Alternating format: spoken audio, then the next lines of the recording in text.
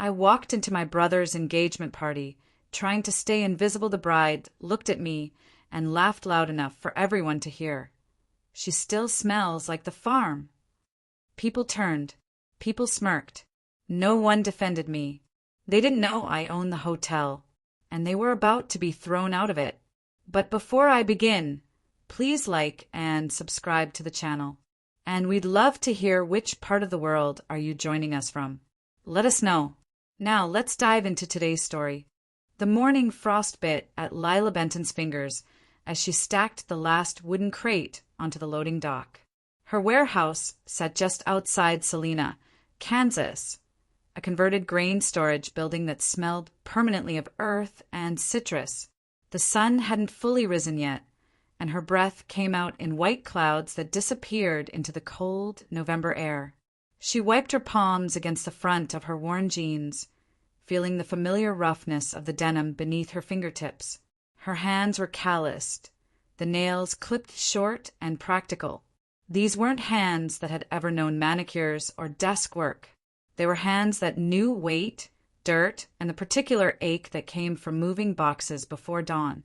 The phone buzzed in her jacket pocket. Lila paused mid-reach for another crate. The vibration felt insistent, demanding. She pulled the phone out slowly, squinting at the screen in the dim light. Mom. Her jaw tightened. She stared at those 3 letters for a long moment, thumb hovering over the decline button. They didn't call. Not for birthdays, not for holidays, not when she'd been hospitalized 2 years ago with pneumonia. The silence had become its own language between them, easier than words, safer than truth. She answered on the 5th ring.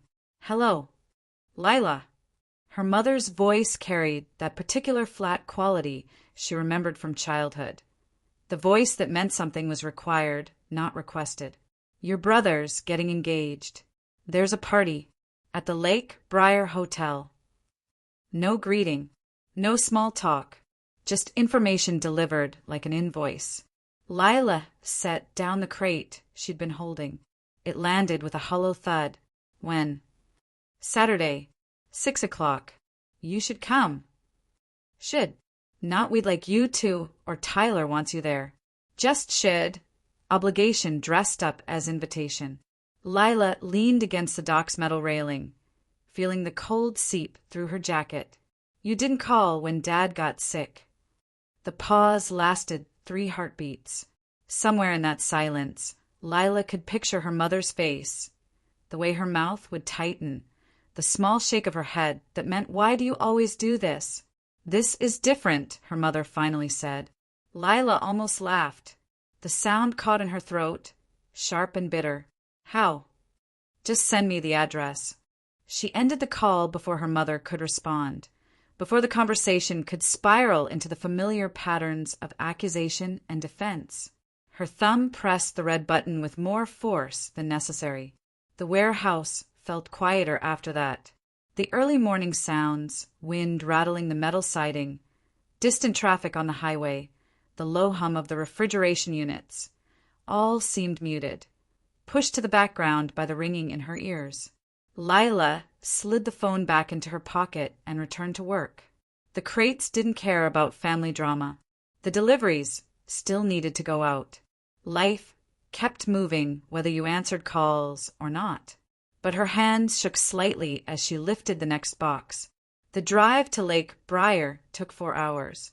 Lila left Friday afternoon, her truck loaded with enough clothes for one night and a stubborn refusal to stay longer. The landscape rolled past her windows, endless fields of harvested corn, small towns that looked identical from the highway, billboards advertising injury lawyers and discount furniture. She'd driven this route before, years ago, when the farm still stood and her father still pretended things would get better. The memories came uninvited. She was 14 the first time the bank sent someone out. A man in a suit that didn't fit the dirt driveway, carrying a briefcase like it was a weapon. Her father had stood on the porch, shoulders squared but eyes already defeated, listening to words like foreclosure and payment default and limited options.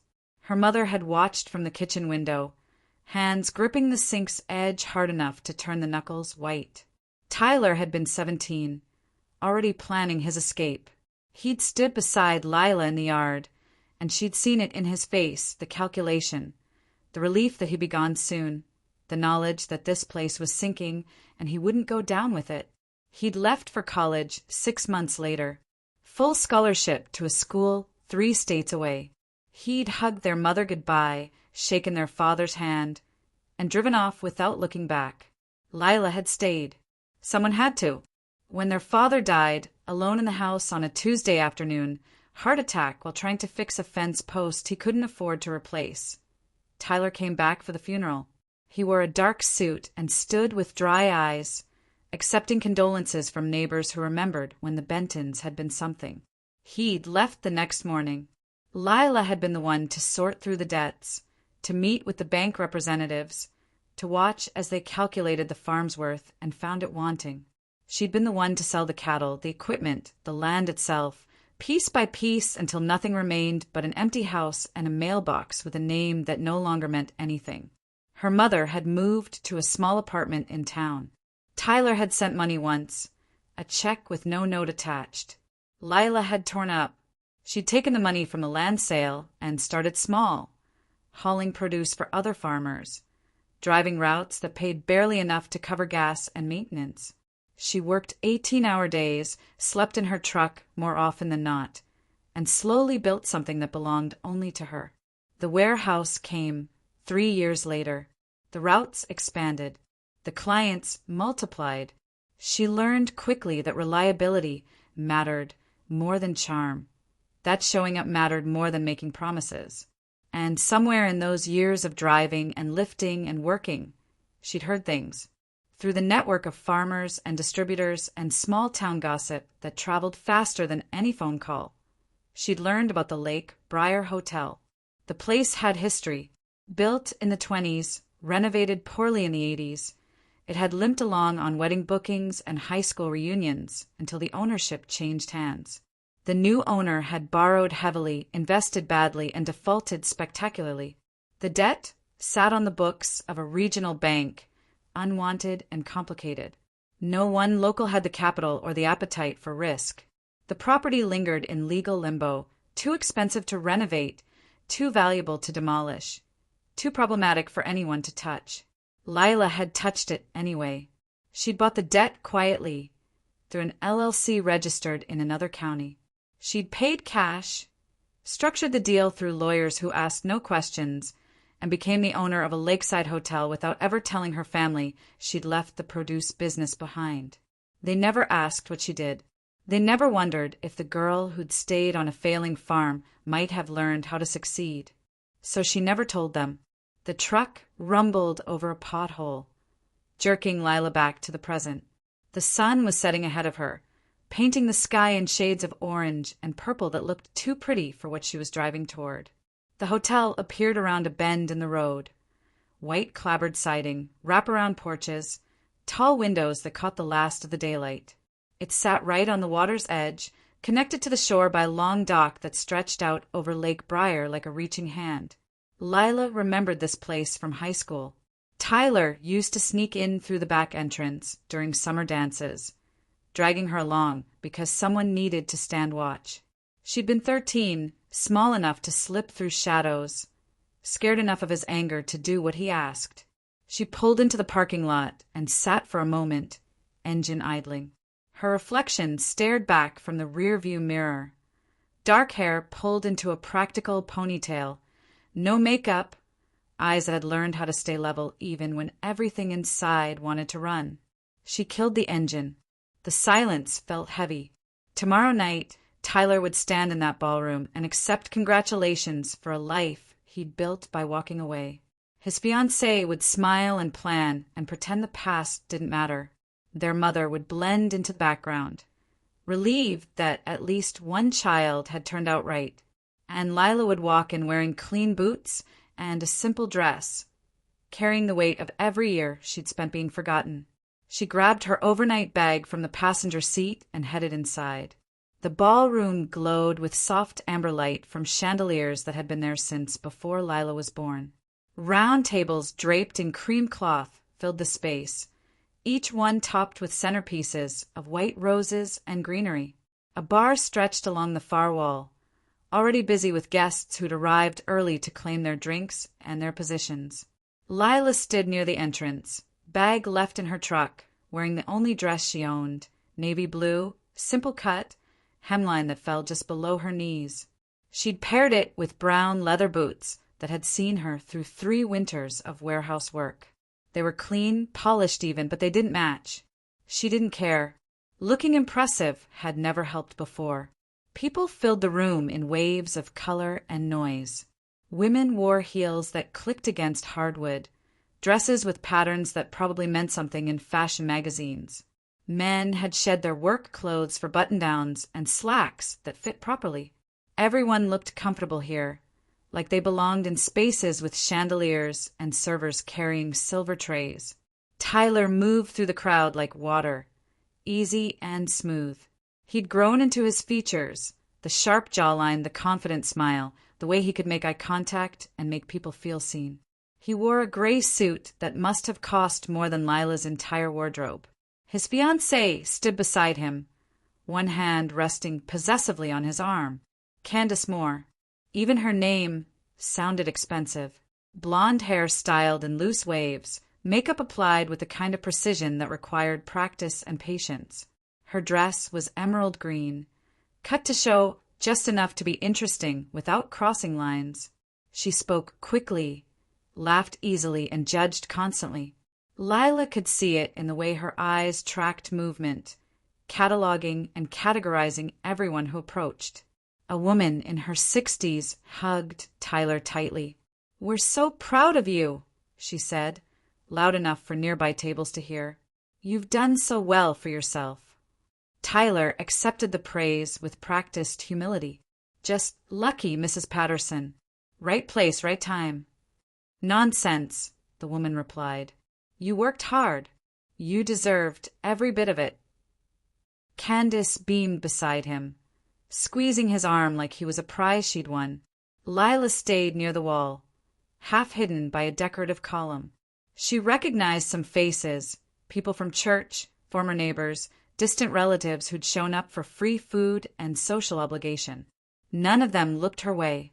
A bridesmaid approached Candace, whispering something that made both women glance across the room. Their eyes landed on Lila. Candace's smile shifted, not disappearing, but changing, becoming sharper, more performative. She leaned toward the bridesmaid and said something. Then she laughed. The sound carried. "Oh, wow," Candace said, voice pitched to be overheard. "You can tell she's still working animals. That smell doesn't leave, does it?" The bridesmaid giggled. A few nearby guests turned, following Candace's gaze to where Lila stood. Some smiled. Some looked away quickly, embarrassed for her or by her, or just uncomfortable with the sudden tension. Tyler stood 3 feet from his fiancée. He heard. Everyone heard. He said nothing. Lila's hands remained at her sides. Her face didn't change. She'd learned young that showing pain just invited more of it. She stayed where she was, weight balanced evenly on both feet, breathing steady. The room continued around her. Conversations resumed. Glasses clinked. Servers navigated between tables with practiced ease. But something had shifted. A line had been drawn, invisible but real, and everyone knew which side they were on. The drink table offered cheap white wine in plastic cups and punch that tasted like it came from a powder mix. Lila poured herself water from a sweating pitcher, watching condensation drip onto the white tablecloth beneath. Her mother appeared beside her without warning, the way she used to materialize in doorways when Lila was young, sudden and silent, always catching you in moments you'd rather be alone. "You could have dressed nicer," her mother said. Not a whisper, but quiet enough that it felt like a secret. "People are watching." Lila turned the cup in her hands, feeling the thin plastic bend slightly under her grip. They always were. Her mother wore a beige pantsuit that looked like it came from a department store clearance rack. Her hair was shorter than Lila remembered, cut into a practical style that required no maintenance. She'd aged in the years since they'd last seen each other. New lines around her mouth, a tiredness in her eyes that went deeper than lack of sleep. "I just want tonight to go smoothly," her mother continued. She reached for a cup, filled it with punch she wouldn't drink. Her hands trembled slightly. "This is important for Tyler." "For who?" Lila asked. Her mother's mouth tightened. "Don't start." "I didn't start anything." Lila set down her water. "I showed up like you asked." "Wearing?" Her mother gestured vaguely at Lila's outfit. "This. Clean clothes. That's all I've got." "You could have tried harder." The words landed like they always did. Not quite criticism, not quite disappointment, but something that combined both into a specific kind of hurt that only family could deliver. Lila met her mother's eyes directly. "I've been trying hard for years. You just never noticed." Her mother looked away first. She always did. It was easier than confronting truths that required acknowledging mistakes. "Just don't make a scene," her mother said finally. "I'm standing at a drink table. That's not a scene." "You know what I mean." Lila did. She meant don't remind people where you came from. Don't mention the farm. Don't talk about the years Tyler was gone. Don't ask questions that make anyone uncomfortable. Don't exist too loudly. Be grateful you were invited and stay in your corner. Her mother drifted away toward a group of women her age, leaving Lila alone with her water and the weight of expectations she'd never asked to carry. Tyler found her 20 minutes later. His cheeks were flushed from the attention, from the alcohol, from the adrenaline of being celebrated. He approached carefully, the way you might approach an animal you weren't sure would bite. "Hey," he said. Lila nodded. "Congratulations." He glanced back toward where Candace held court among bridesmaids. "Thanks for coming. I know things have been." "Have been what?" "Complicated." He shoved his hands into his pockets, a gesture left over from when he was 17 and everything felt too big for him. "Look, don't take Candace seriously. She jokes when she's nervous." Lila took a sip of water. It tasted flat, metallic. "You used to say that about Dad." Tyler went very still. The noise of the party continued around them.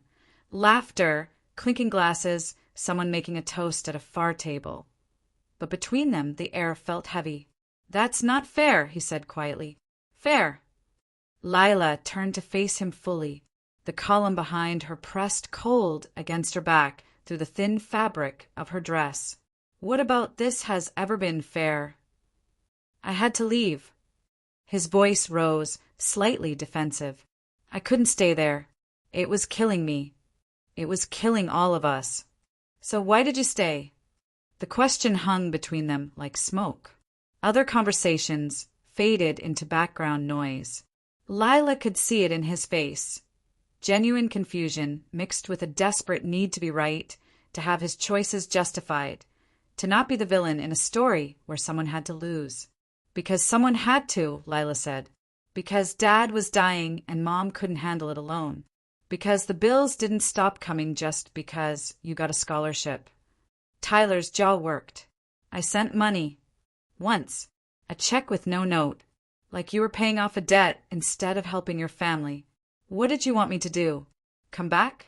Sacrifice everything I'd built?" "I wanted you to call." Lila's voice stayed level, but something underneath it cracked. "I wanted you to ask how we were. I wanted you to show up when Dad died and stay longer than 48 hours. I wanted you to care." "I did care." "No, you cared about getting out. The rest of us were just casualties." Tyler's face flushed deeper. Around them, the party pulsed with manufactured joy. Someone laughed too loud at a joke that wasn't funny. Music played from speakers in the corners, something instrumental and forgettable. "Why are you like this?" Tyler asked. The question came out tired, worn down by years of trying to understand someone he'd never really known. "Why can't you just be happy for me?" Lila looked at her brother, really looked at him, saw the man he'd become, polished and successful and fundamentally disconnected from the boy who'd left a falling-apart farm and never glanced back. "Why weren't you there?" she asked. It wasn't an accusation. It was just a question, simple and direct, the kind that required an honest answer neither of them could give. Tyler opened his mouth, closed it. His hands came out of his pockets, moved aimlessly, then dropped to his sides. He had nothing. No explanation that would make sense, no justification that wouldn't sound hollow. So he did what he'd always done when confronted with uncomfortable truths. He walked away. Lila watched him go, disappearing back into the crowd that welcomed him with smiles and shoulder claps. He belonged here in a way she never would. That was fine. She'd stopped trying to belong anywhere a long time ago. She finished her water and set the empty cup on a nearby table. Ron Keller, the hotel manager, was in his late 50s with gray hair and a permanent expression of polite concern. He wore a name tag pinned slightly crooked to his vest and carried a tablet that probably contained seating charts and catering schedules. He approached Lila near the entrance to the kitchen hallway, away from the main crowd. His eyes flicked briefly toward Tyler and Candace, then back to Lila. "Ms. Benton," he said, voice low and professional. "We're ready whenever you are." Lila glanced at him. "Ready for what?" "For your decision." He shifted the tablet to his other hand. "About the renovations, the budget adjustments, whatever you want to move forward with for the property." The words floated in the air between them, ordinary and explosive at the same time. Candace stood 15 feet away, close enough to hear, but apparently convinced she'd misheard. She turned toward them, one perfectly shaped eyebrow raised. "Decision about what?" she asked. Ron looked confused. He glanced between Lila and Candace, clearly wondering if he'd made some terrible social mistake. "About the property Ms. Benton owns." "The hotel," Lila finished. She kept her voice even, factual. "I own the hotel." The sentence spread like a ripple across water. Conversations near them stuttered, paused, redirected. Heads turned. People who'd been ignoring Lila suddenly found her very interesting. Candace's face went through several expressions rapidly: confusion, disbelief, suspicion, and finally a kind of scandalized shock that would have been funny if it weren't so predictable. "That's not funny," she said. "It's not meant to be." Tyler pushed through a cluster of guests, drawn by the sudden tension in the room. His eyes found Lila first, then Ron, then Candace's face, which was turning an unbecoming shade of red. "What's going on?" Tyler asked. "Your sister," Candace said, voice rising, "is apparently making jokes about owning this place." Tyler's eyebrows drew together. He looked at Lila, really looked at her, maybe for the first time all night. "What's she talking about?" "The Lake Briar Hotel," Lila said calmly. "I own it. Have for about 18 months now." The room had gone significantly quieter. Background music still played, but the human noise, the conversation, the laughter, the casual sounds of people enjoying themselves had dropped to almost nothing. Tyler's face went pale. "You. Me. That's—" he shook his head like he could physically dislodge the information. "That's not possible. This place costs. You can't afford." "I bought the debt when no one else would," Lila replied. Her hand stayed loose at her sides, body language open and unbothered. "While you were telling people I never made it out." The words hit Tyler like a physical blow. His mouth opened, but nothing came out. Around them, guests whispered to each other, phones probably already coming out to text friends who weren't there to witness this firsthand. Candace made a sound halfway between a laugh and a gasp. "This is insane. You're lying." "Ron," Lila said, not looking away from Tyler. "Show them." The manager pulled up documents on his tablet. Ownership papers, transfer agreements, legal documents that proved beyond doubt that Lila Benton held the title to the Lake Briar Hotel through an LLC she'd formed specifically for that purpose. Tyler stared at the screen like it might change if he looked hard enough. Candace's face had gone from red to white, her carefully applied makeup suddenly looking garish against her pallor. Why? Tyler finally managed. Why would you? Because I could, Lila said simply. Because I worked for it. Because I learned that waiting for family to see me was a waste of time. So I built something they couldn't ignore. Her mother appeared at the edge of the gathering crowd, face-stricken. She looked at Lila with something that might have been betrayal or might have been recognition. The slow, horrifying understanding that the daughter she dismissed had been succeeding in ways she'd never bothered to ask about. Candace found her voice again. It came out sharp, jagged. You planned this. You came here specifically to embarrass us in front of everyone. No. Lila shook her head once. I came because Mom asked me to. You embarrassed yourselves. By what? By having an engagement party. By treating me like I was beneath you the second I walked in. Lila's voice stayed steady, factual. By making jokes about how I smell. By looking at me like I was something you had to tolerate instead of someone you used to know. Silence stretched thick and uncomfortable. A few guests had the grace to look ashamed. Most just stared, unable to look away from the wreckage of what was supposed to be a celebration. Tyler stepped closer, voice dropping. You could have told us. At any point. You could have said something. Lila held his gaze. You never asked what I was doing. You never called to see how I was. You never once wondered if the girl who stayed behind might have figured out how to survive. That's not. It is. She cut him off. You got out and you decided that meant you won. That everyone left behind was a loser by default. You never considered that maybe I got out too.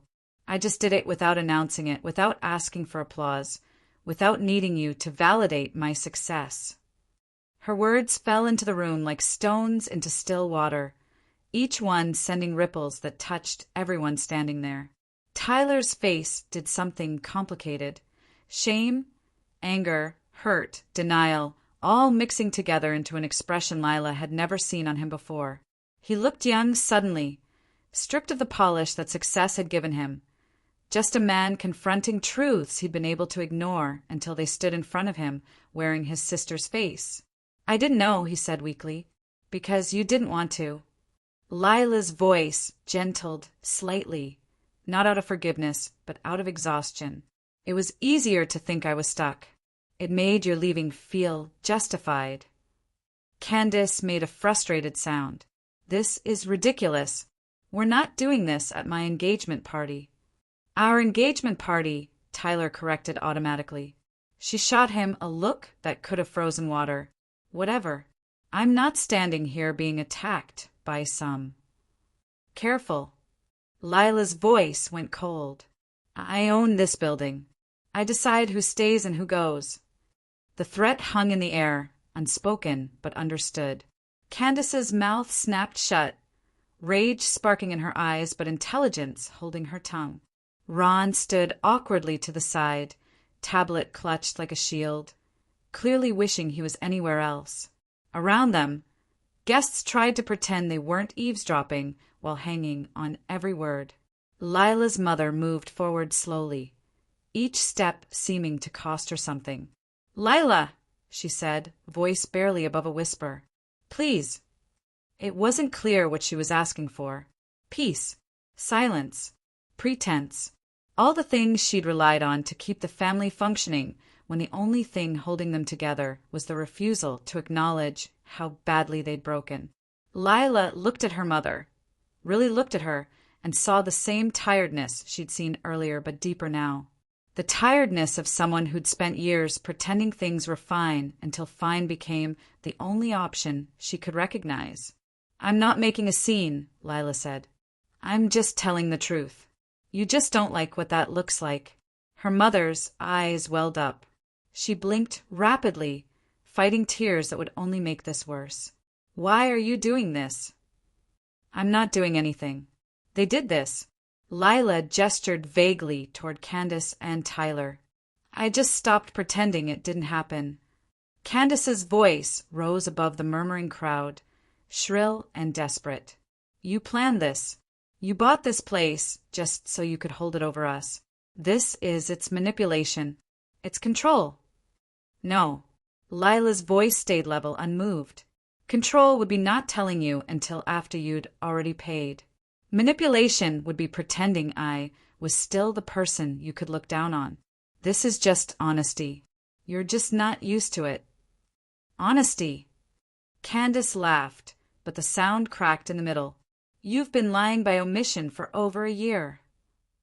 I didn't know you updates on my life. Lila's eyes moved between Candace and Tyler. Neither of you asked. Neither of you cared. You built your story about who I was, and I let you believe it because what you thought stopped mattering a long time ago. Tyler reached for Candace's arm. She shook him off violently. A few guests near the edges of the crowd started slipping out, unwilling to stay for whatever came next. Others pressed closer, morbidly fascinated by the family implosion happening in real time. This is my engagement party, Candace said, voice breaking. Actual tears started forming, mascara beginning to run in dark streaks down her cheeks. But they weren't tears of sadness. They were tears of rage, of humiliation, of losing control of a situation she thought she owned. You can't do this. I'm not doing anything, Lila repeated. You're the one who made this ugly. I just exist here. That's apparently enough to ruin your night. Because you're... Candace gestured frantically, searching for words. You're holding all the power. You're making everyone uncomfortable. I make you uncomfortable, Lila corrected. Everyone else is just watching. Ron cleared his throat softly. Ms. Benton, what would you like me to do? The question cut through the chaos. Everyone turned to look at Lila, waiting for her decision. This moment, this exact moment, was the hinge point. Whatever she said next would define, not just tonight, but every family interaction that came after. If she backed down, showed mercy, suggested they all move forward and forget this happened, she'd slip right back into the role they'd carved out for her. The forgiving one. The one who absorbed the blows and kept coming back because family was supposed to mean something. If she pushed forward, refused to soften the edges, she'd cement herself as the villain in their story.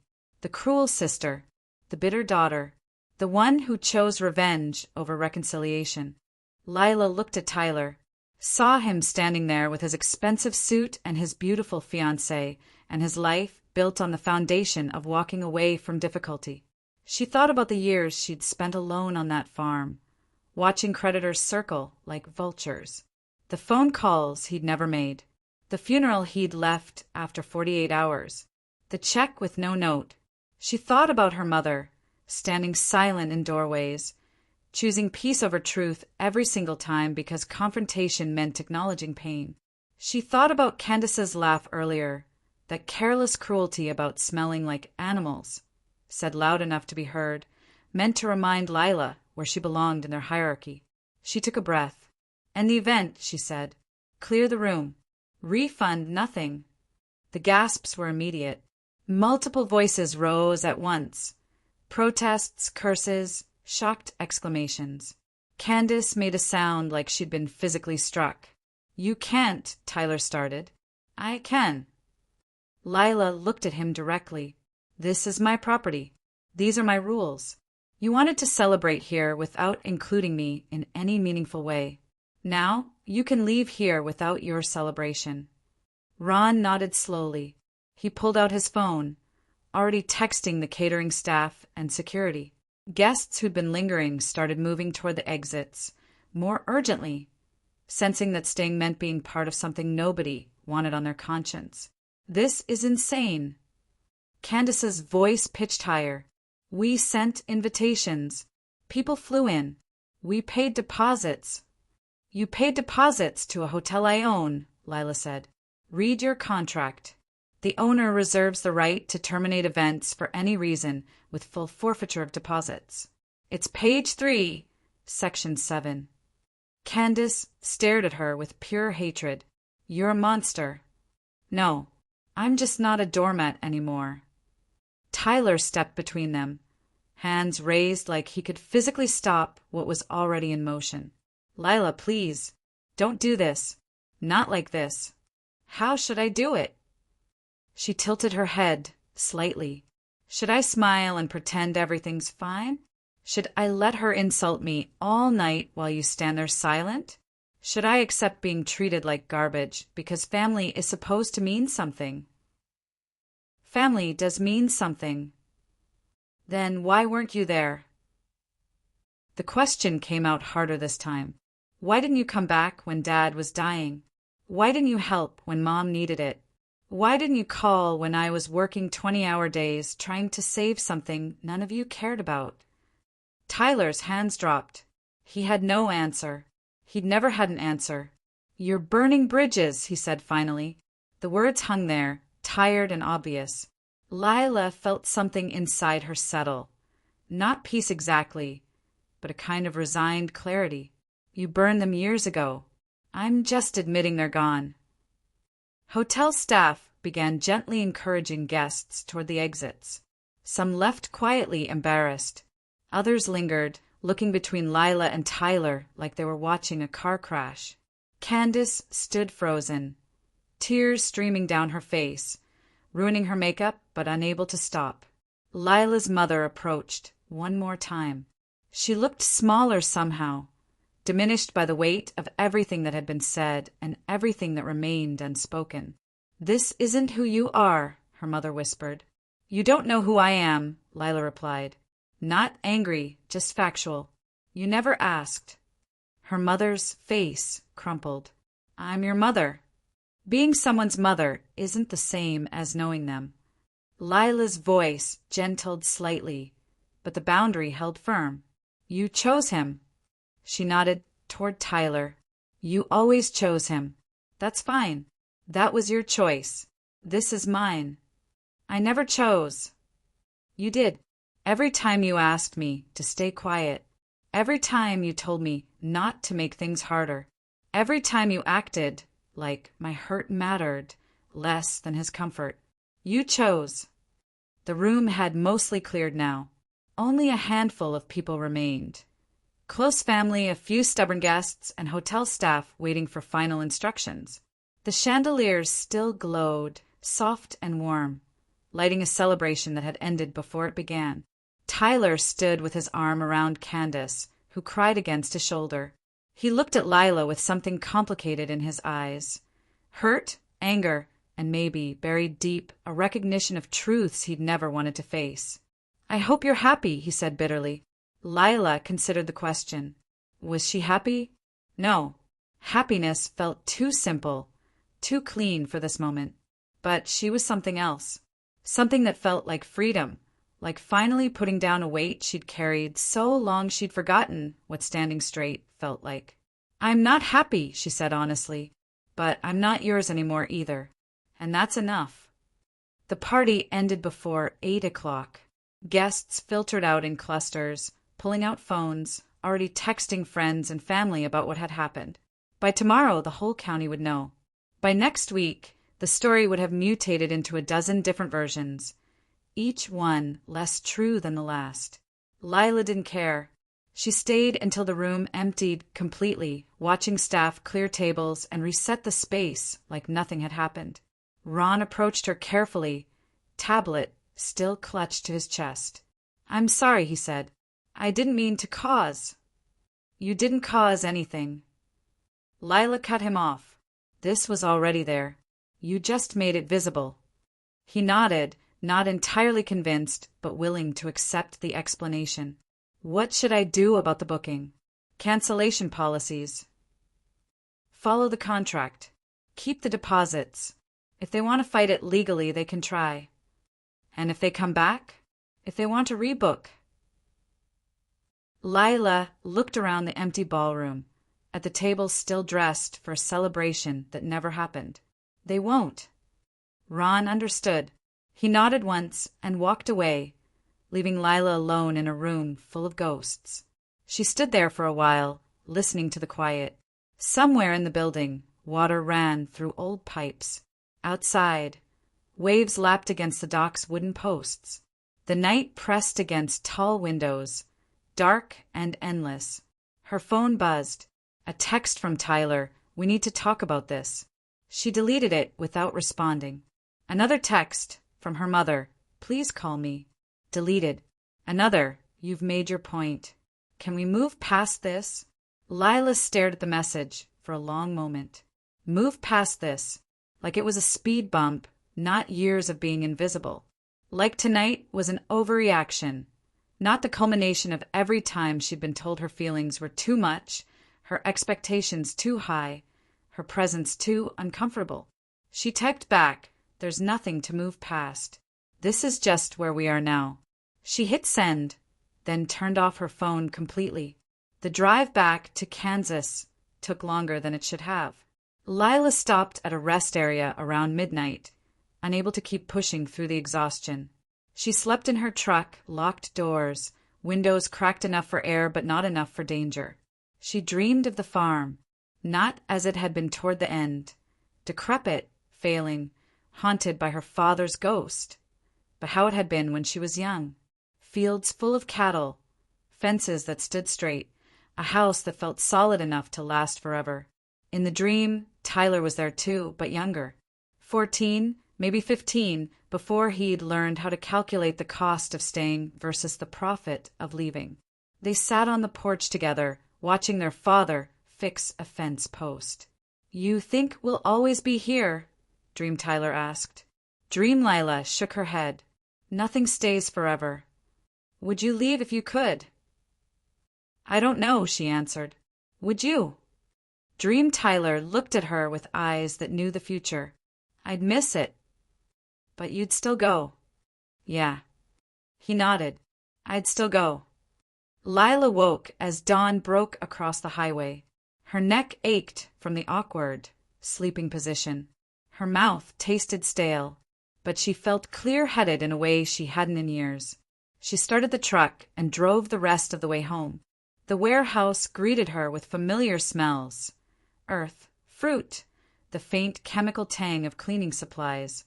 She unlocked the door and stepped into the dim interior, flipping switches that brought fluorescent lights buzzing to life. Everything was exactly as she'd left it. Crates stacked against walls. Delivery schedules pinned to a corkboard. Invoices waiting to be filed. The ordinary maintenance of a life built from scratch, piece by careful piece. She made coffee in the small office in back. Strong, black, hot enough to burn her tongue. She sat at her desk, looking at papers that needed attention, orders that needed filling, phone calls that needed returning. Normal life, waiting to be resumed. Her phone, turned back on, showed 17 missed calls, 12 text messages, 3 voicemails. She deleted them all without listening. The story spread through town networks faster than Lila had anticipated. Within 3 days, people she hadn't spoken to in years found reasons to call. Some were fishing for details, hungry for gossip.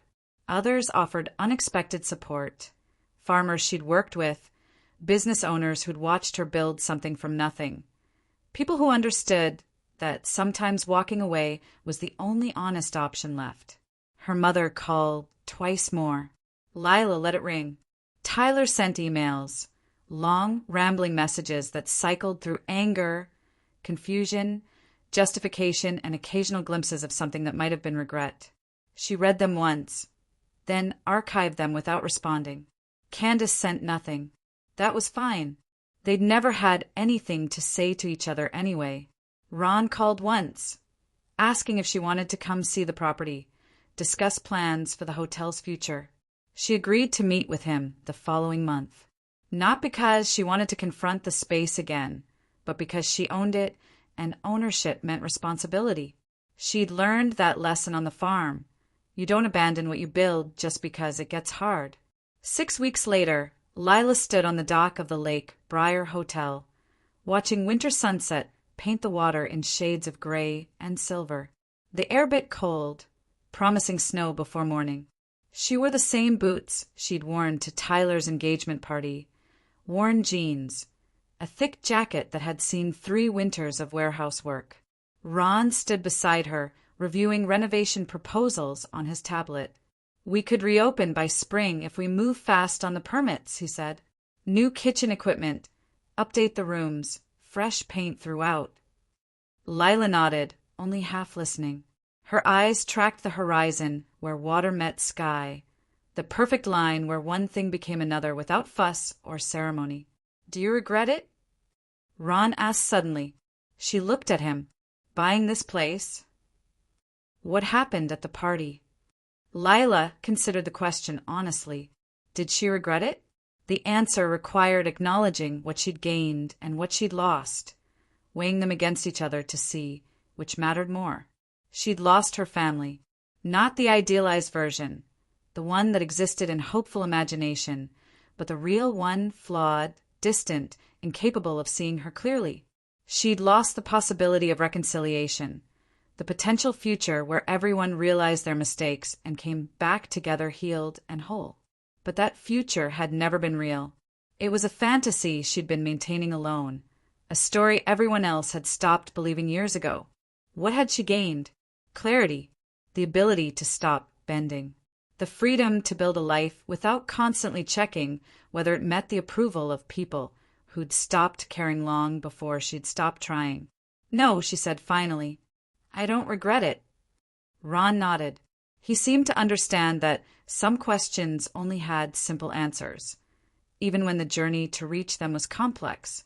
They stood in comfortable silence, watching the last light fade from the sky.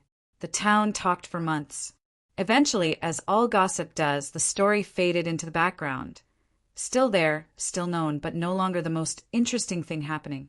New dramas emerged. Other families imploded. Life moved forward with its usual mixture of beauty and ugliness, and Lila Benton's story became just another example of how things sometimes ended. People took sides. Some said she'd been justified, that family didn't earn respect just by existing. Others said she'd gone too far, that there were ways to handle things without public humiliation. Lila ignored all of it. She ran her business. She made decisions about the hotel. She lived in a small apartment above the warehouse, surrounded by the concrete evidence of everything she'd built without anyone's help. She dated occasionally. Nothing serious, no one who demanded access to the parts of herself she'd learned to protect. She made a few friends among the other business owners in Salina, people who understood that success sometimes meant choosing yourself over family expectations. She never called Tyler back. She never answered her mother's messages. She saw them once about a year later at a county agricultural expo. They were on the other side of a crowded exhibition hall, and for a moment their eyes met across the distance. Tyler looked older, tired, like he'd been carrying something heavy for too long. Their mother looked smaller, frilier, like the intervening months had worn her down in ways that showed. They stared at each other for 3 heartbeats. Then Tyler nodded, just barely, just enough to acknowledge that they'd both survived the wreckage of that night. Lila nodded back. Then she turned and walked away. Some people said she was cold. Others said she was strong. Lila didn't argue with either assessment. Both were true, depending on how you measured things, depending on what you thought strength looked like. She had learned something important that night in the ballroom. Something she'd known intellectually but hadn't truly understood until she stood there watching her family's reactions to her success. She'd learned that if you keep bending for family, if you keep absorbing their disappointment, their dismissal, their casual cruelty, eventually you disappear. Not physically. You're still there, still visible, still breathing. But the part of you that matters, the part that knows your own worth and demands others see it too, that part gets smaller and quieter until you can't remember what it felt like to stand straight. She'd been disappearing for years. That night, standing in a hotel she owned, surrounded by people who'd looked through her like she was glass, she'd made a choice. She chose not to. She chose to be visible even when visibility made others uncomfortable. She chose to claim space even when taking space meant others had less. She chose herself over the comfortable fiction that family always meant love, support, acceptance. Some bridges needed to burn. Not because burning things was inherently good, not because destruction should be celebrated, but because some bridges led to places that would destroy you slower and more completely than fire ever could. On a cold evening in December, exactly 1 year after the engagement party that never finished, Lila sat in her office above the warehouse. Outside, snow fell in lazy spirals, coating the parking lot in clean white silence. Her laptop showed the hotel's booking calendar. Fully scheduled through summer, renovations complete, reviews coming in positive and consistent. Her phone sat silent on the desk. No missed calls from family. No messages asking her to reconsider, to forgive, to come back. They'd stopped reaching out around month 6. She didn't know if that meant they'd accepted her decision or simply given up. It didn't matter. The result was the same. She poured herself coffee from the pot she'd made earlier. Still hot enough, still strong enough. Through the window, she could see the warehouse floor below, organized and efficient, ready for tomorrow's deliveries. This was her life now, built on her own terms, answerable to no one, successful by metrics that mattered to her instead of definitions borrowed from people who'd never believed in her capacity to build something substantial. It was lonely sometimes. She wouldn't pretend otherwise. There were moments, late at night mostly, when work ended and silence filled spaces that used to hold family noise, when she felt the weight of what she'd walked away from. But loneliness was different than disappearing. Loneliness was a temporary state that could be solved with time, effort, the slow building of connections that valued her for who she actually was. Disappearing was permanent. It was the gradual erosion of self until nothing remained but the version other people needed you to be. She'd chosen loneliness over disappearing. And if that made her cold, if that made her unforgiving, if that made her the villain in her family story, she could live with that. She had learned to live with a lot of things. This was just one more. The snow continued falling outside.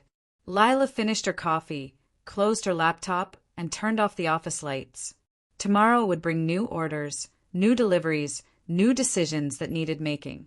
But tonight, she sat in the darkness above her warehouse, watching snow cover the world in white, and felt something she hadn't felt in years. Not happiness exactly, not peace, but the quiet satisfaction of knowing that she'd built this, all of it, without asking permission, without seeking approval, without bending until she disappeared. She'd built it by staying herself, even when staying herself meant standing alone.